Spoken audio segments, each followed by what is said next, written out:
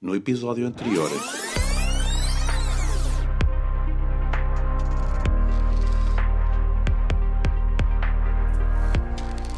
mergulhámos o tema Inteligência Artificial na Educação. Verificámos que esta tecnologia tem sido aplicada em diversas áreas educacionais, com recursos valiosos para pesquisa ou para planeamento de aulas. No entanto, surgem algumas preocupações éticas e práticas face à sua utilização por parte dos alunos, como o risco do plágio e a questão da confiabilidade das respostas.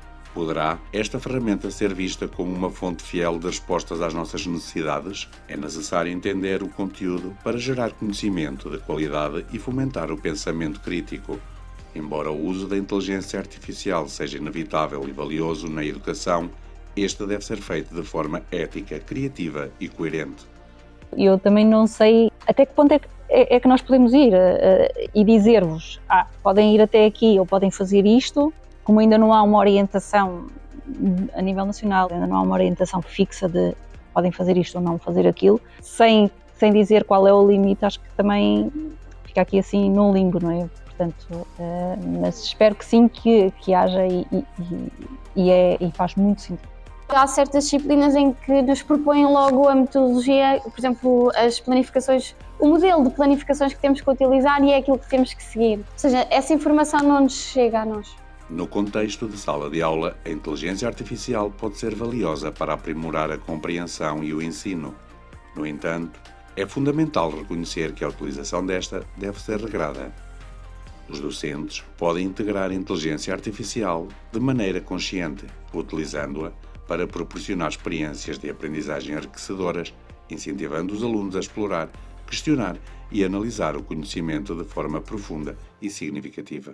Alguns utilizam mesmo para fazer atividades diferentes na aula, fazerem o trabalho na aula focado num aspecto vamos agora aqui à ferramenta e vamos incorporá-la dentro da sala de aula. Sim, isso está a ser feito.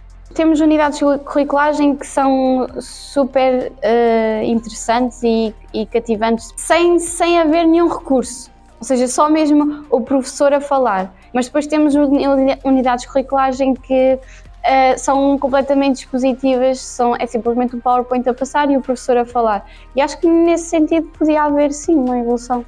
Introduzir assistentes pessoais nas salas de aula ajuda a abrir portas para a aprendizagem personalizada, uma vez que os assistentes pessoais podem desempenhar um papel fundamental no apoio aos alunos. Estes oferecem suporte individualizado e resposta a perguntas em tempo real, fornecendo feedback imediato. Será que isto irá realmente substituir o contacto entre aluno e professor?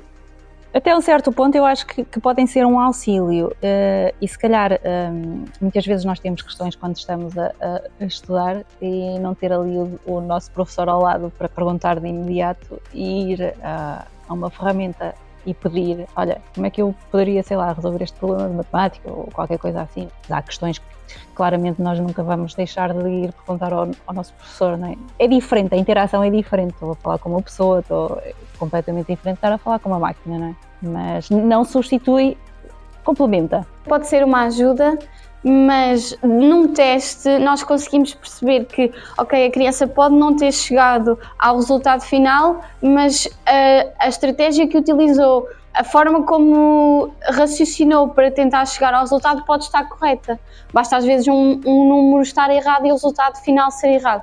E eu não sei se a inteligência artificial será capaz de detectar essa tentativa, esse esforço por parte da criança. Ao longo do episódio explorámos as diversas possibilidades da inteligência artificial na educação.